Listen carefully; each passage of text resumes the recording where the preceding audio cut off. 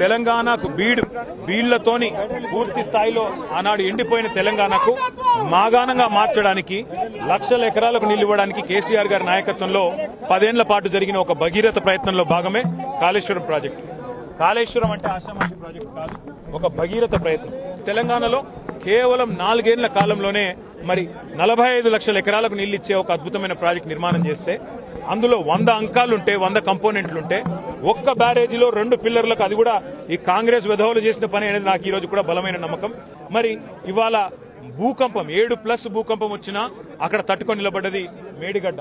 అట్లాంటి మేడిగడ్డను, అట్లాంటి కాళేశ్వరాన్ని చిల్లర రాజకీయాల కోసం రైతుల ప్రయోజనాలు పక్కకు పెట్టి, రాష్ట్ర ప్రయోజనాలు పక్కకు పెట్టి, రాజకీయ ప్రయోజనాలే ముఖ్యంగా కాంగ్రెస్ బీజేపీ ఆడుతున్న చిల్లర నాటకానికి తెరదించే రోజు ఈ రోజే కాబోతున్నది.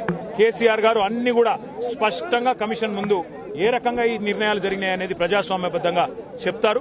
ఆ తర్వాత తప్పకుండా మాకు విశ్వాసం ఉంది, ప్రజాక్షేత్రంలో గాని న్యాయస్థానాల్లో గాని తప్పకుండా ధర్మం న్యాయమే గెలుస్తుంది. రాజకీయం కాకపోతే ఏముందండి?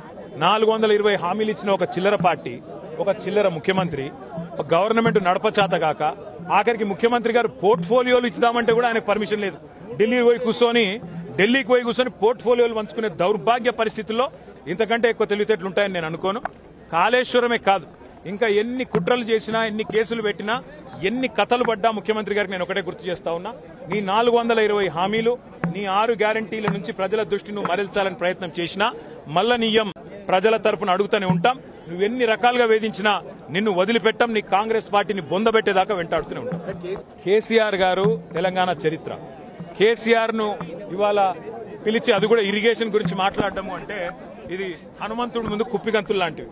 ఎందుకంటే కేసీఆర్ గారికి ఉన్నంత క్షుణ్ణమైన అవగాహన, వాగులు, వంకలు, నదులు, చెరువులు, వీటి గురించి, ఇరిగేషన్ రంగం గురించి కేసీఆర్ కు ఉన్నంత అవగాహన బహుశా భారతదేశంలోనే ఈరోజు సమకాలీన రాజకీయాల్లో ఏ రాజకీయ నాయకుడికి కూడా ఉండదు. మరి అట్లాంటిది కేసీఆర్ గారిని పిలిచి లేదు అడుగుతామంటే హనుమంతుడి ముందు కుప్పిగంతులే అవుతుంది. ముమ్మాటికి నిజాలు అల్టిమేట్ గా తేల్తాయి, ధర్మము న్యాయమే గెలుస్తుంది. అల్టిమేట్ గా కేసీఆర్ గారి పేరు చరిత్రలో సువర్ణాక్షరాలతో తెలంగాణను సాధించిన నాయకుడిగా, తెలంగాణను సస్యశ్యామలం చేసిన నాయకుడిగా చరిత్రలో సువర్ణాక్షరాలతో లిఖించబడుతుంది. ఈ చిల్లర రాజకీయాలు పట్టించుకోకండి. 6 గ్యారంటీలు, 420 హామీల మీదనే మనం అందరం దృష్టి పెడదాం. ఖచ్చితంగా రేవంత్ రెడ్డిని, కాంగ్రెస్ పార్టీని తొందరలోనే ఈ చిల్లర రాజకీయాలు అన్ని ముగిసిన తర్వాత ప్రజాక్షేత్రంలో బట్టలిప్పి నించోబెట్టే విధంగా కార్యాచరణ ఉంటది. దానికి మీ మద్దతు పలకాలని రాష్ట్ర ప్రజలు. రేవంత్ రెడ్డి అనే ఒక చిల్లర నాయకుడు, ఒక చిల్లర వ్యక్తికి కేబినెట్ అంటే అర్థం కాదు, కేబినెట్ ఎట్లా పనిచేస్తుందో అర్థం కాదు. ఎందుకంటే ఆయన ఆలోచనలు వేరు, ఆయన ఎజెండా వేరు. ఆయనకు రాష్ట్ర ప్రయోజనాల కంటే, రైతుల ప్రయోజనాల కంటే రాజకీయ ప్రయోజనాలు, రాక్షస ఆనందము, పైశాచిక ఆనందం ఆయనకు ముఖ్యం. ఆయన చిల్లర పని చేసి బ్యాగులు మోసి జైల్లో పడ్డాడు కాబట్టి మా వాళ్ళని కూడా కొంతమందిని జైల్లో పెట్టాలనేది ఆయన వికృతమైన ఆలోచన తప్ప ఇంకోటి కానే కాదు. నేను చెప్పేదల్లా ఒకటే, అబద్దం నిజం నిలకడ మీద తెలుస్తుంది. నిజం కడప దాటే లోపల అబద్దం అంగిలాగేసుకుని ఊరంతా తిరిగి వస్తుంది అన్నట్టు కొన్ని రోజులు కాళేశ్వరం అని, కొన్ని రోజులు ఫోన్ ట్యాపింగ్ అని, కొన్ని రోజులు ఫార్ములా ఈ అని ఏదైతే డ్రామాలు రేవంత్ రెడ్డి ఆడుతా ఉన్నాడో, ఆయన ప్రభుత్వం ఆడుతా ఉందో, ఇవన్నీ కూడా కేవలం ప్రజల దృష్టి మరల్చడానికి చేస్తున్న చిల్లర ప్రయత్నం. 420 హామీలు, 6 గ్యారంటీలు అమలు చేయలేని ముఖ్యమంత్రి, చివరికి మంత్రివర్గ విస్తరణ చేయలేని ముఖ్యమంత్రి, చివరికి మంత్రివర్గ విస్తరణ చేసిన పోర్ట్ఫోలియోలు కూడా కేటాయించుకోలేని ఒక అసమర్థ ఫెయిల్యూర్ చీఫ్ మినిస్టర్. ఆయన ఫెయిల్యూర్ ని కప్పిపుచ్చుకోవడానికి చిల్లర ప్రయత్నాలు చేస్తున్నాడు. అంతకంటే మించి చేసేదేం లేదు. కేసీఆర్ గారితో ఇరిగేషన్ గురించి మాట్లాడడం అంటే హనుమంతుడి ముందు కుప్పిగంతులాగా ఉంటుంది. ఎందుకంటే కేసీఆర్ గారికి సమకాలీన రాజకీయాల్లో భారతదేశంలో ఆయనకున్నంత క్షుణ్ణమైన అవగాహన, నదులు, వాగులు, వంకలు, చెరువులు ఏం చేయొచ్చు అనేది, ఏం చేసి చూపెట్టిందో కూడా కేసీఆర్ నాయకత్వం తెలంగాణ ప్రజల ముందే ఉంది. బ్రహ్మాండంగా తెలంగాణను 1 కోటి ఎకరాల మాగాణం చేసి, వరిధాన్యం ఉత్పత్తిలో పంజాబ్ను, హర్యానాను దాటిపోయి తెలంగాణ అనే కరువు పాలిత ప్రాంతాన్ని ఇవాళ భారతదేశంలో అగ్రభాగాన్ని నిలబెట్టినందుకు కేసీఆర్ గారికి నోటీసులు ఇస్తారా? లేదా ప్రపంచంలోనే అతిపెద్ద లిఫ్ట్ ఇరిగేషన్ ప్రాజెక్టును 4 ఏళ్లలో ప్రజాస్వామ్య భారతదేశంలో కట్టినందుకు మీరు నోటీసులు ఇస్తారా?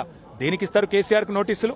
అన్ని చర్చలు కూడా ఇవాళ కమిషన్ ముందు జరుగుతాయి. ఎన్ని ప్రశ్నలు అడిగినా వాటికి సమాధానాలు సమర్థవంతంగా మేము చెప్తాము. ఇప్పటికే హరీష్ రావు గారి ప్రజెంటేషన్ తోనే కాంగ్రెస్, బీజేపీ నాయకుల ఫ్యూజులు ఎగిరిపోయినాయి.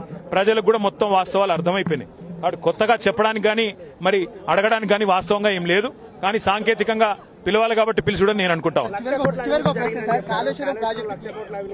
రేవంత్ రెడ్డి వాళ్ళ మామ దగ్గర కూర్చుంటే మంచిది. పిల్లనిచ్చిన మామ దగ్గర రేవంత్ రెడ్డి 5 నిమిషాలు కూర్చొని బుద్ధి జ్ఞానం తెచ్చుకుంటే మంచిది. సూదిని పద్మారెడ్డి గారు, గీత గారి తండ్రి వారు చెప్పినారు 94,000 కోట్ల ఖర్చైన ప్రాజెక్టులో 1,00,000 కోట్ల అవినీతి అనేది ఒక తెలివి తక్కువ అంటాడన్నాడు. మరి ఆ తెలివి తక్కువ ఆయన అల్లుడు.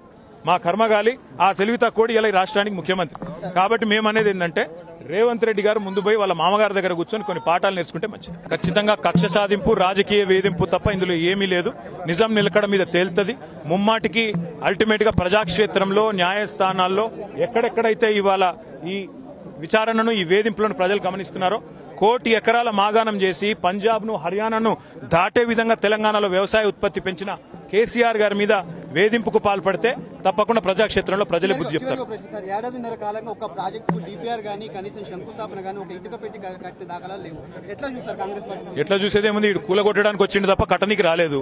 ఈ పేదల ఇండ్లు కూలగొట్టడం, ఇట్లాంటి ప్రాజెక్టులు కూలగొట్టడం, విధ్వంసకరమైన ఆలోచనలు, రాజకీయ వేధింపులు, కక్ష సాధింపు తప్ప ఈ సన్నాసికి ఏమి చేత కాదని అర్థమవుతా ఉంది. అందులో అర్థం కాకపోవడానికి 100 జన్మలెత్తినా రేవంత్ రెడ్డి అనే చిల్లరగానికి కేసీఆర్ గొప్పతనం అర్థం కాదు. రేవంత్ రెడ్డి గురువు, ఆయన జేజమ్మతోనే కొట్లాడినోడు కేసీఆర్. ఆ జేజమ్మని ఇక్కడి నుంచి తరిమేసినోడే కేసీఆర్. కాబట్టి రేవంత్ రెడ్డి అనే చిల్లరగాడు ఏం మాట్లాడినా, ఆయన చిల్లర ప్రభుత్వం ఏం చేసినా కేసీఆర్ ఎంటిక కూడా పీకలేరు.